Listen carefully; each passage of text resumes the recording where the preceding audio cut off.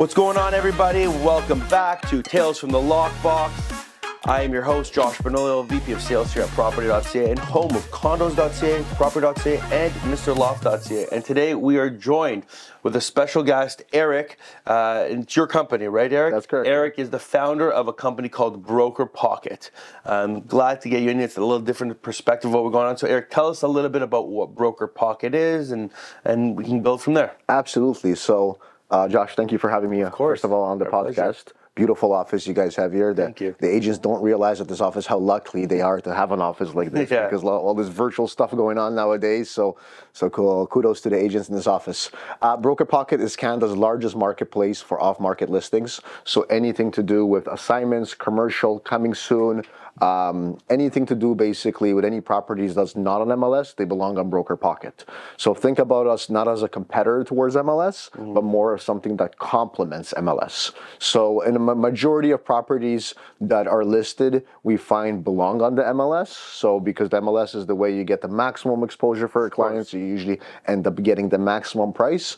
But there's a good segment of properties that are either for legal reasons or for privacy reasons cannot go on the MLS. And that's where Broker Pocket comes in. So Broker Pocket ends up being a B2B marketplace between agents of how to buy and sell off-market listings. Got it. So let me ask you some questions here as we go into it. I mean,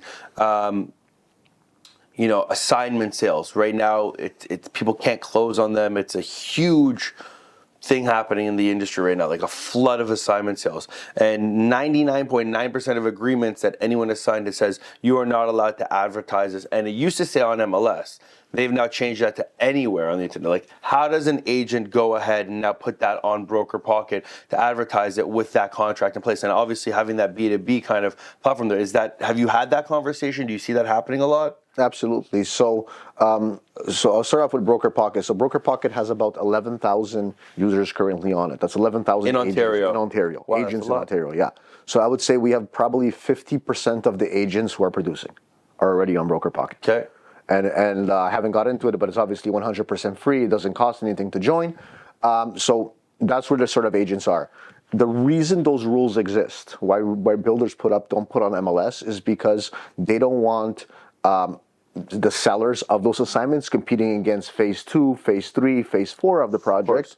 So what ends up happening is they don't mind you assigning the condos. They don't mind you doing all that as long as you're not publicly advertising and competing against that. So MLS, they're really against. Facebook, Kijiji, they're kind of iffy about some of those things. But we had zero pushback with Broker Pocket because it's a closed system. It means only agents can get in. It's not indexed by Google, so you can't Google the address. It comes up on Google, and it's done sort of behind closed doors. It's gate-kept. It's gate-kept, correct. Yeah. And right now, what's interesting is that the market, speaking of assignments, have changed. A year ago, if you asked me this question, builders were in the business of repossessing units. They wanted people not to close because they can get the unit back, mark it up, sell it for more money. Nowadays, we have some buildings that have 20%, 15% on closing. People are having issues closing. And they were just walking away from deposits. It's not that simple. Legally, you can't walk away from a deposit. You're still liable for the rest of the deal. There's a lawsuit, of course. And of course, builders are always protected on the other side, unfortunately. That's the way the law works in Canada. But what ends up happening is builders are actually working with the buyers to close those units. They don't want to repossess the units. Of course. They need them to close. They don't want the deposits, they don't think. Because why? They won't get the final round of financing. Yeah. They won't get their thing. They can't close their building. They can't close because they can't resell it to somebody else. So sort of the market has shifted in that perspective.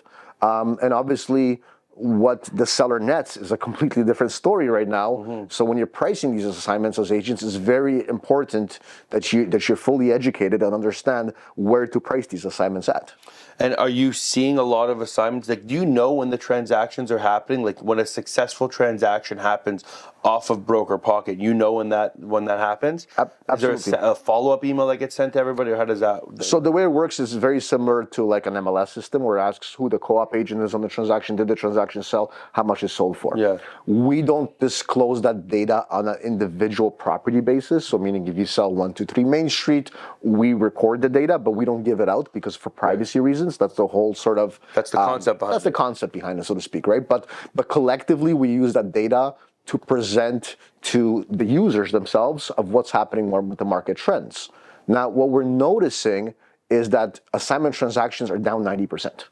It's They're hard. not moving. They're not moving. Yeah. The listings are even there. for less than people paid for them. Even for less. Now, listen, and if you're breaking even on assignment in this market, you're doing well. You're doing good. You're doing well. And I honestly mean that. 6 months ago, you could have asked a little bit of profit. And things are changing. So if you need to unload an assignment, you're better off putting it as soon as possible on Broker Pocket and price it aggressively. Or closing it. Or close it. Yeah. And what's something that's really cool right now is that we're launching. We've originally said no to this, but we're launching leases also on Broker Pocket. So we're launching actually this Thursday, I believe it is, because we're noticing a lot of these assignments. Even my personal assignment, I was going to sell it, this and this. I couldn't sell it on Broker Pocket either because of the market, how aggressive it was, and I didn't want to take a loss or I wanted to have a certain profit. So I decided to keep the unit. But what I realized is that builders don't want these leases on MLS2. The mortgage company During interim occupancy. During our interim occupancy. So we're launching leases where what's going to be really cool in the future we're going to have is you're going to have an assignment listing on our Broker Pocket, and if it doesn't sell for whatever reason, you can click one button, convert into a lease, and it changes the whole for sale listing into a lease with one button. Wow. So we're building that technology out right now as we speak. But for now, we're launching leases because we've been removing leases from our platform, at least 1 or 2 listings a week, because agents have been asking to they put it as a for sale, but really it's a lease. So there's strong demand from that section. And we notice a lot of agents who sort of took shelter behind leases. If they're slow on the sales side, they're kind of transition a little bit more into leases. You got to get it done. They got to get it done. You got to pay the bills. But it also helps for buying co-op agents because, the market is aggressive for rentals right now, and having an opportunity to find some units that aren't on MLS, it gives the co-op agents leverage when they're talking to the people saying, hey, you've seen these 5 units in this area. Well, here's 2 more that you can't even see right now that I know about. So obviously it makes an agent, a little bit stronger, right? And I think that's where I wanted to ask my next question is, can you talk a little bit towards why off-market listings, like how you created this, how it creates, and people call it the pocket listing. Obviously, that's why your Broker Pocket, but we know it as off-market.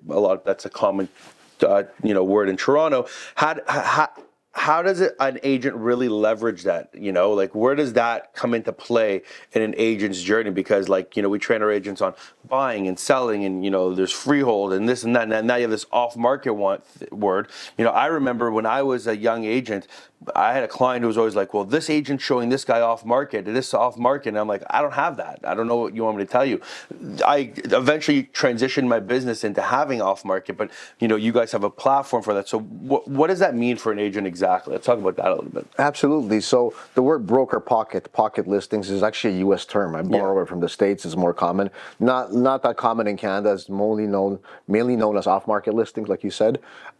Essentially, the value for agents is that we live in an era where everything's on the internet. The clients can do their own research and kind of look up different things. And we're all agents, obviously, listening to this podcast, and every agent probably experienced at least one consumer that uses like House Sigma or something, some form of app that's like, oh my gosh, they have more information, or they have the same, or condos.ca. They're sure they're using condos.ca. Some sort of thing that they're using, right? But the thing is, my point with this whole thing, whether it's condos, whether it's with condos in your case would be good, but whether it's a third-party app, it connects them with the listing agent directly. So they miss up on the co-op opportunity to make that co-op deal. Now, what Broker Pocket does is twofolds. From a buyer's perspective, what it ends up happening is it ends up connecting, it ends up giving a unique value proposition when sitting down with a buyer and talking about buyer agency and the value agents bring, that you have access. So right now we have about just over 600 listings on our platform. That was my next question. Yeah, so we have over 600 listings on our platform that the clients don't get to see. So one simple conversation is, do you want to work with me as an agent who has access to 600 off-market listings, or do you want to work with this other agent who perhaps doesn't have the listing? Right. And the novelty alone of that, even if they don't end up going for one of those listings, is often enough to pull those buyers in and get them to commit to you as an agent. Right. From the listing perspective, we've seen agents leverage Broker Pocket. In this, I'll give one demonstration. I'll give one example of what ends up happening is, let's say you're at a listing appointment and they want to sell a house, and they say, you know what, I'm ready to list this house, but I don't want it on the market until 3 weeks. I got to paint this wall, I got to clean the garage, I got to do this, I got to do this. You say, no problem. You literally take out your phone, snap a few photos, maybe just one of the living room, maybe one of the outside, and throw it on Broker Pocket prior to going on MLS. I like that. So you give them a little bit of exposure Yeah. before going to MLS. Obviously, it's not the same type of exposure at MLS, but what ends up happening is if you're able to generate business prior to hitting MLS, you look like a superstar. Of You course. look like those Absolutely. clients will worship you for life. And the good part is you can remove it. Well, we can remove it after 3 days, 6 days, whatever it may sort of be, and there's no historical archive of it. The problem with MLS is if you there. misprice it and you put it up, you damage the value of your property. Every agent can see it forever. Yeah. I think there's also a side of it that a lot of sellers right now are hesitant to sell. So having a platform that doesn't archive the data, you're able to go to potential sellers and say, give me an opportunity just with an exclusive listing here. Let me try and drum up some business for you. And that's a leverage point where, there's no historical data of that being sourced. So, leading into that conversation, I think, and you touched on a little bit about exposure, there's been this kind of conversation, like I'm wondering if there's a drop maybe recently, like there was always a conversation of why someone would sign an exclusive listing versus putting on MLS. MLS will give you the max amount of exposure. You're going to get the most amount of eyes on it. And then I think there was always this conversation of, there's people who actually don't want to have that. They're just testing the market, or they don't want people in their house. There was that level of it. Are you starting to see that shift kind of change a little bit at all? Because now it's harder just to sell any listing, whether it's exclusive or on MLS. Would you say it's in somebody's benefit, obviously, to have it on? Go down, get it on Broker Pocket, get it exclusive if you can, but having that exposure now is super important, right? Absolutely. And you know what's amazing? So Broker Pocket launched in September 2021, which is exactly 2 years ago. And we launched in a seller's market. Do you remember 2021 market? Everybody remembers that. Our biggest problem was we couldn't convince people to put listings on Broker Pocket. Yeah. Users were joining, they were coming to the site in the beginning, users were flooding. Users are going faster than our listings, way faster. Mm-hmm. And we couldn't keep up because we felt we were competing against MLS. And in a hot buyer's market, I think something like MLS, some sort of platform, does really well. I think once you start flipping the conversation and start going into a buyer's market, do you really want to be the fifth one-bedroom plus condo in the west wing of this building? Right. Like, how are you going to really differentiate? I think Broker Pocket ends up being a good conversation piece for multiple angles. And what we're seeing is that often agents use Broker Pocket to price test. Let's say the seller wants this price, but you're telling them this price, and you say, instead of throwing it on MLS, let's put it on Broker Pocket. Yeah. Let's put it there for a bit. We have exposure to 10,000 agents. That will dictate whether we have interest. Right. So they kind of use Broker Pocket as a leverage to put on MLS. And we're cool with that too. Yeah. We're cool whatever way you want to testing. A/B testing, yeah, absolutely. And it's what's happening nowadays, everything's over the internet. So you're asking about the conversation changing. Yeah, people are more private. People don't want some people the inside of their house being online. There's a lot of horror stories down in the States, people breaking in, things happening. People want to stay private. So to that point, often privacy is trumping over price. Mm-hmm. And that's what ends up happening with a lot of sellers. In the States, there's very common where, you have an uncle that's across the country that you never spoke to 20 years because you guys are not on great terms, but he died and you have to sell his place. So it's like you don't maybe want to be exposed to MLS, that your power, so you put it on a private network. So they're becoming more and more commonplace. Once again, our goal is not to overtake the MLS. I think the MLS is the better tool for most situations, but it's nice to have a secondary thing in your complement it in your pocket. No pun intended. and you talked about commercial listings a little bit. Like, how are those kind of playing into this kind of play of that? Yeah, absolutely. So we have some commercial real estate in itself, for those of you who don't know, is a very pocket business. Like, I think the stat is like 80% of the commercial transactions that happen don't happen on MLS. Like, it's a very interesting beast. So how does that play? Yeah, so commercial, we open it up. We haven't actively pursued commercial. We just kind of see what happens. And about 10% of our listings at any given time are commercial. And I think there's a huge opportunity in there. So in the States, there's a company called Crexi. I'm not sure if you heard of it. It's multi-billion-dollar. I don't know if they're publicly traded now or not. But they're like pretty much Zillow, but for commercial. And they do very well. Commercial, to be honest, from our perspective, is difficult to break into for us to collect those listings because you have to remember from our perspective, what we're really doing is we're aggregator of listings. So we go after all the how the broker pocket grow. We went after the Facebook groups, the Kijiji groups, and says instead of having it there where it's inaccurate information, this not standardized, bring it onto our platform. So to have those same conversations with commercial for us is still a little bit difficult to do it at a mass scale, but eventually we want to be able to dominate. But there has been some transactions and some pretty big listings on Broker Pocket for the company, like $50 million, $40 million listing. Huge listings, and you do one of those deals, the commission check, is good. I don't know. You got the buyers for the $50 million listings? Well, when I was an agent, maybe. I'm no longer an agent, right? So tell us, so you were an agent. So how did you start Broker Pocket? Yeah, absolutely. So let me rewind before that. So to my story a little bit. I got into real estate back in 2012, actually. Okay. I started off with nothing. I started off with worse than nothing. My house burned down 10 days after being licensed. So lost, 23 years old at the time, didn't have no house, everything 4 days before Christmas. Luckily, my family and everybody was fine. That's the most important. But material things were lost. And my first year in real estate, I made $273,000. Wow, that's incredible. And that's working, 16-hour days. My angle was always SEO, blogging. So I did a lot of that. I was working primarily in the Mississauga condo market, scaled up a team really quickly, grew to millions of dollars of sales within 3 years.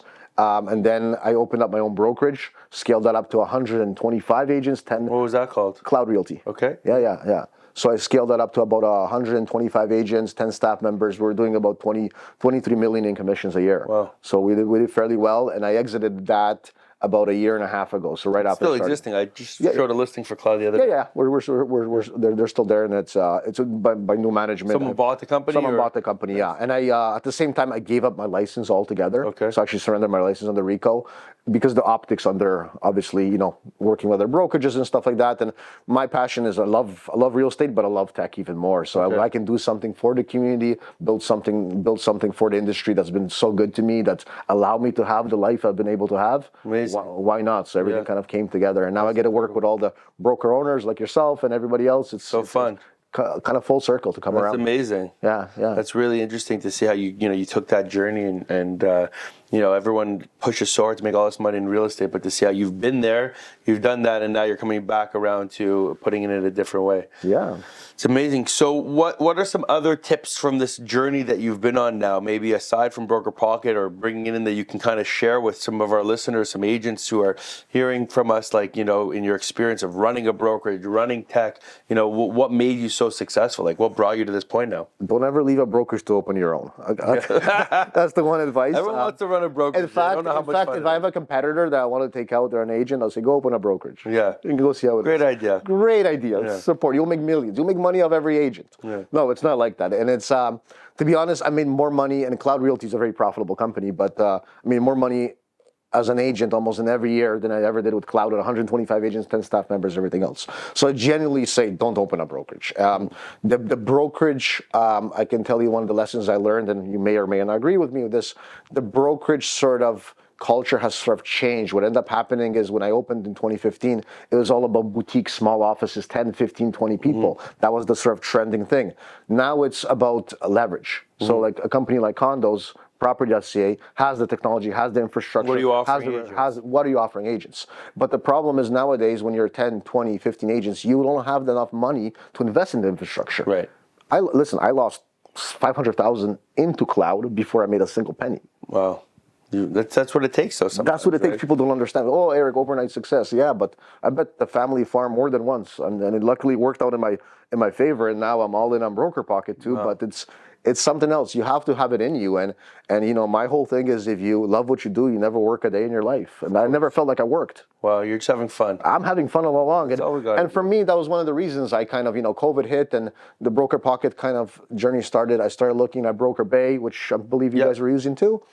I like. They had an exclusive listing, but they took it off. They did, and I actually tried to buy them like way earlier, like 2018. But Costa Smart guy, wouldn't take my check. Okay. If you're watching this, great for you. No, I actually went and threw a check at him. I forgot what it was, like 250,000 or something. Yeah. I said, just take it. Yeah. We'll figure out the numbers later, but he didn't want to take it. Didn't 2018. Smart guy, because he probably sold for a lot more than that.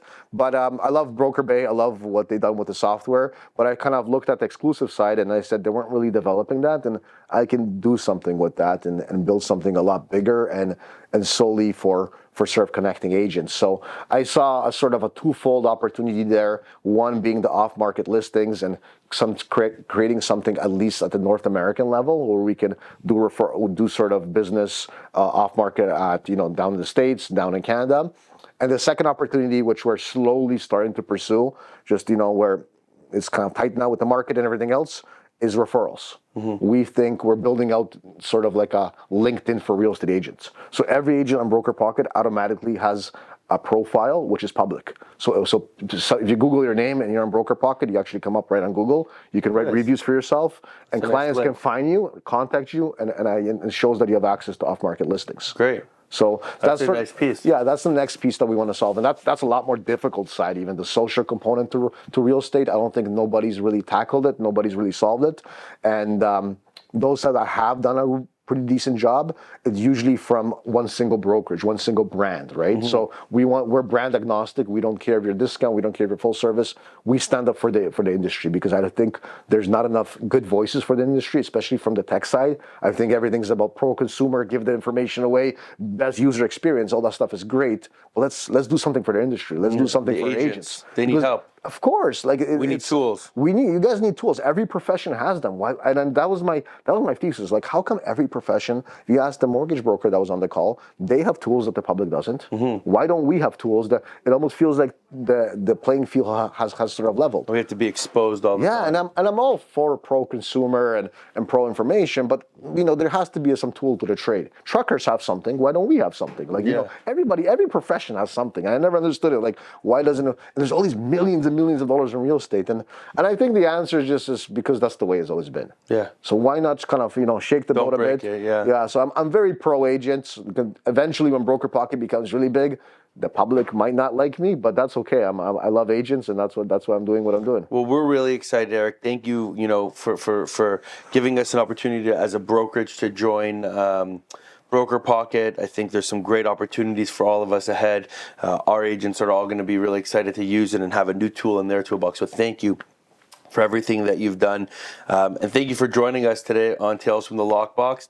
Just to tap it off, I know you were an agent, you've run brokerages, so you got probably a lot of stories. Do you have a tale from the Lockbox that you're willing to share with us?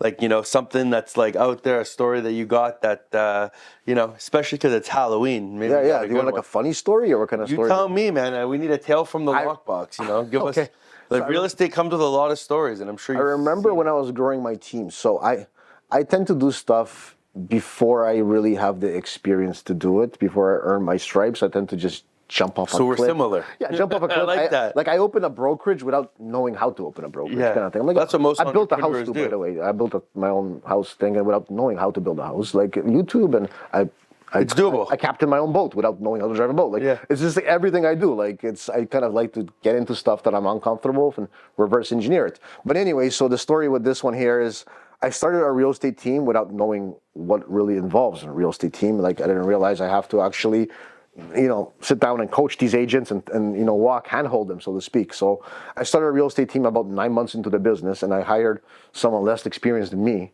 to help me deal with my lease listings. And this new individual, was in the first brokerage I started.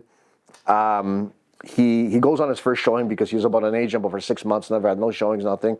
I see him in the bullpen. I kind of approach him. I said, when I join my team, I see you around. You're working really hard, but I see you're not getting much traction. So can I help you? I send him on a showing. He goes to Absolute Condos in Mississauga. Those Maryland Monroe, twisted buildings. Everybody knows them. And he does the showing, and I guess the tenant at the time agrees to put an offer together. So he's excited. in his excitement, he's so excited that he removes the lockbox from the property, brings the lockbox to the receptionist. After the showing. After the showing. And I happened to be at the receptionist talking about something completely unrelated, and he just walks in and he's like, he puts the lockbox, he's like, I forgot this. Can the receptionist go back to the Absolute and install it? Because I'm too busy. I'm such a busy agent. This is the receptionist at the office. At the office. Okay. Can she go stop with doing appointments and whatever, put on hold everybody and go to Absolute? Great. To put that lockbox back in because he's so busy with his first offer.